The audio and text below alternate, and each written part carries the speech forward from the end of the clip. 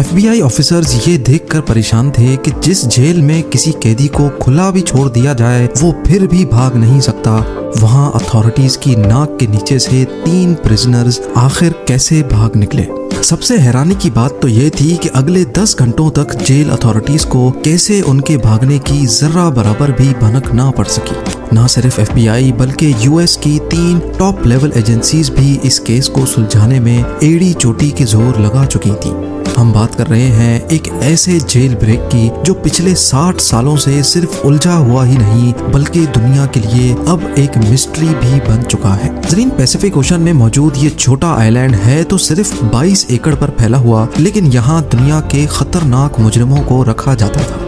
Alcatraz के नाम से फेमस ये आइलैंड समंदर में ही एक बहुत बड़े पत्थर पर बना हुआ है। इसी वजह से इसको दी रॉक भी कहा जाता है। एक तो ये आइलैंड दूर दूर तक ओशन से घिरा हुआ है, दूसरा एक्स्ट्रा प्रोटेक्शन के लिए इसके गिर्द 15 फुट ऊंची फेंस भी खड़ी की गई है। जेल सार्जेंट्स की 24/7 मॉनिटरिंग के साथ साथ क्योंकि ये पैसिफिक ओशन की ओपनिंग में मौजूद है, तेज हवाएं और ऊंची लहरें इस आइलैंड को हमेशा घेरे रखती हैं। इन सब कंडीशंस को देखते हुए 1934 में इसको फेडरल प्रिजन डिक्लेयर कर दिया गया, जहां हद से ज्यादा सिक्योरिटी दी जाती थी। इन शॉर्ट, यहाँ अगर कोई एक बार आ गया तो खुद से निकलना किसी भी सूरत मुमकिन नहीं था।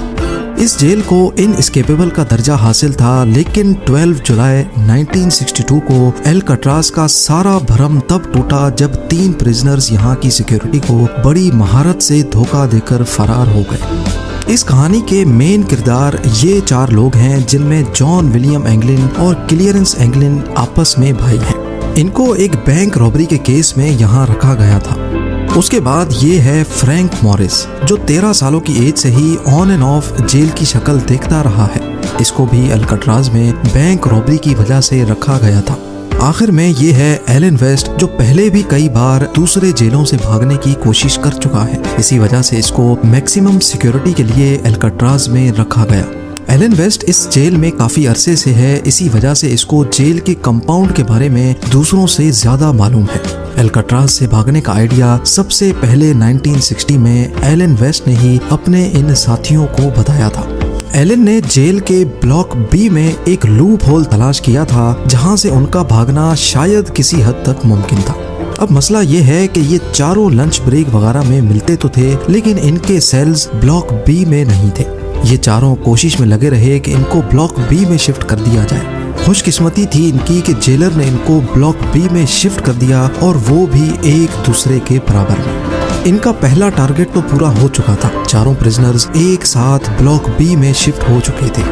अगले 2 सालों तक ये अपने अपने सेल्स के अंदर ही क्या खिचड़ी पकाते रहे, इसकी किसी को कानो कान खबर ना पड़ी। 12 जुलाई 1962 को रूटीन के मुताबिक सुबह के 7 बजे जेल स्टाफ तमाम प्रिजनर्स को उठाने के लिए निकले। असेंबली में काउंटिंग की गई तो इनमें 3 प्रिजनर्स मिसिंग थे।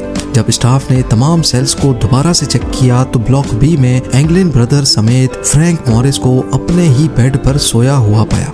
उनको ये बात बिल्कुल भी नॉर्मल नहीं लगी और उन्होंने सेल के अंदर जाकर उनको उठाने की कोशिश की। इसी दौरान वो क्या देखते हैं कि तीनों सेल्स के बेड पे सिर्फ डमी हेड्स पड़े हुए थे। जी हाँ, वो तीनों भाग चुके थे और उन्होंने सोप, प्लास्टर और कंक्रीट के मिक्सचर से बना ये डमी हेड रख दिया था।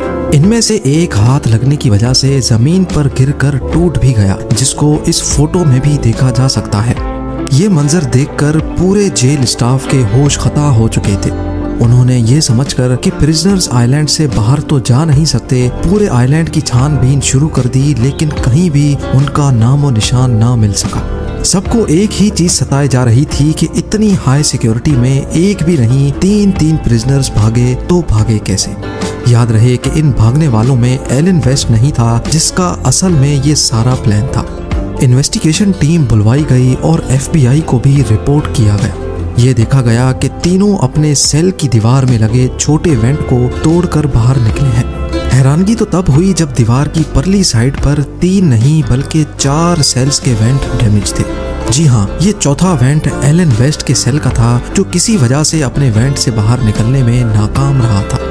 एलन वेस्ट को अब अच्छी तरह मालूम पड़ चुका था कि उसके बचने का कोई चांस नहीं है, लिहाजा उसने इसी बात में अपनी भलाई मानी कि इन्वेस्टिगेटर्स को सारा प्लान बता देना चाहिए। यहीं एलन ने एतराफ़ किया था कि सारा प्लान असल में उसी का था। उन्होंने ये डमी हेड्स बनाए थे और इसमें लगे बाल उन्होंने जेल के अंदर हेयर कट के दौरान ही चुराए थे। चारों सेल्स की बैक वॉल पे एक छोटा वेंट था जिसकी साइज 5 बाय 9.5 इंच थी।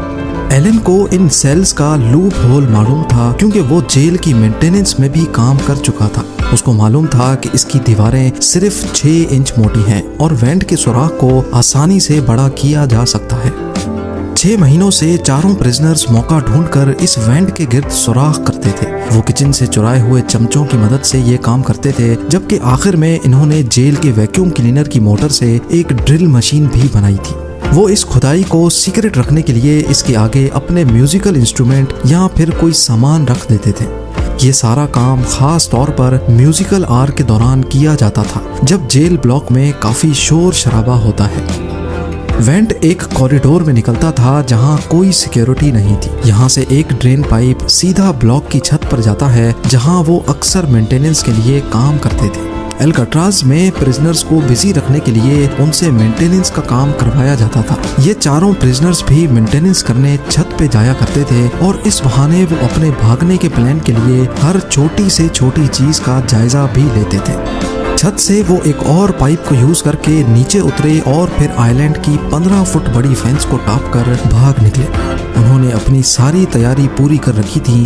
रबर रेन कोट्स को जोड़कर अपने लिए एक इन्फ्लेटेबल राफ्ट भी पहले से ही बना रखी थी। ये रेन कोट्स जेल एडमिनिस्ट्रेशन की तरफ से ही दिए जाते थे, जो वो बहाने बहाने से इकट्ठे करते जा रहे थे। इसके अलावा रेन कोट से ही उन्होंने अपने लिए लाइफ जैकेट की तरह कोई चीज भी बनाई थी, जो कि राफ्ट के काम ना करने पर उनको पानी में डूबने से बचाएगी। पर एफबीआई के लिए असल सवाल अभी तक यही था कि भागने वाले प्रिजनर्स अब कहाँ हैं। उनके चौथे साथी एलन वेस्ट ने बताया कि प्लान के हिसाब से इनको सबसे पहले एल्काट्राज के नॉर्थ में एंजल आइलैंड से गुजरकर मेन लैंड में उतरना था, जहां सिक्योरिटी ना होने के बराबर होती है। वहां से इनको एक गाड़ी और कुछ कपड़े चुराने थे। एल्काट्राज के गिर्द सारे मेन लैंड्स पर छानबीन की गई, लेकिन कहीं से भी चोरी या रॉबरी की कोई रिपोर्ट नहीं मिली। इम्पॉसिबल सिक्योरिटी को चकमा देकर भागने वाले प्रिजनर्स को समंदर निकल गया, या फिर एलन वेस्ट की कहानी भी एफबीआई को चकमा देने के लिए बनाई गई थी। उन तीनों का कहीं कोई नामो निशान नहीं मिल रहा था। ब्लॉक बी की छत पे मौजूद फुटप्रिंट्स, जहां ये सारी चीजें बनाई गई थी, वो सीक्रेट वर्कशॉप और जिस पाइप पर लटक कर वो नीचे उतरे थे उस पर पैरों के निशान देखकर ये तो वेरीफाई हो गया कि एलन वेस्ट की कहानी झूठी नहीं है। अब एफबीआई के साथ साथ coast guards, bureau of prison और यूएस मार्शल सर्विस को भी इस केस में शामिल करके समंदर में प्रिजनर्स को ढूंढना शुरू कर दिया गया, पर उनको कहीं भी ना प्रिजनर्स मिले और ना ही कोई राफ्ट या फिर लाइफ जैकेट। ये पुलिस केस से हटकर अब एक मिस्ट्री केस बनने जा रहा था। अगले 4 दिनों में कोस्ट गार्ड्स को तैरता हुआ लकड़ी से बना एक पैडल मिला, जो कि माना जाता है कि उस राफ्ट का ही पार्ट है। उसके बाद रेन कोट से बने 2 बैग्स भी मिले, जिसमें प्रिजनर्स का पर्सनल सामान जैसा कि फैमिली फोटो और लेटर्स वगैरह मौजूद थे। इससे ये अंदाजा लगाया गया कि तीनों प्रिजनर्स जिंदा मेन लैंड पर नहीं पहुंचे, क्योंकि ये आइटम्स ऐसे हैं जिनको कोई भी प्रिजनर आसानी से नहीं छोड़ता।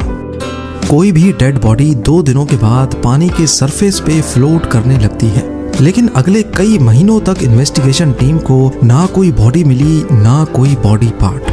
एक थ्योरी ये भी है कि तीनों प्रिजनर्स राफ्ट से नहीं तो स्विम करके मेन लैंड पहुंच गए होंगे, क्योंकि 1962 में एस्केप के बाद एफबीआई ने एंगलिन ब्रदर्स की फैमिली पर कड़ी नजर रखी हुई थी। उनके एक भतीजे डेविड विडनर ने एफबीआई को बताया कि जॉन और क्लेरेंस के बड़े भाई ने मौत के वक्त अपनी बहनों को बताया कि उनके भाई सही सलामत मौजूद है और वो उनके साथ कांटेक्ट में है।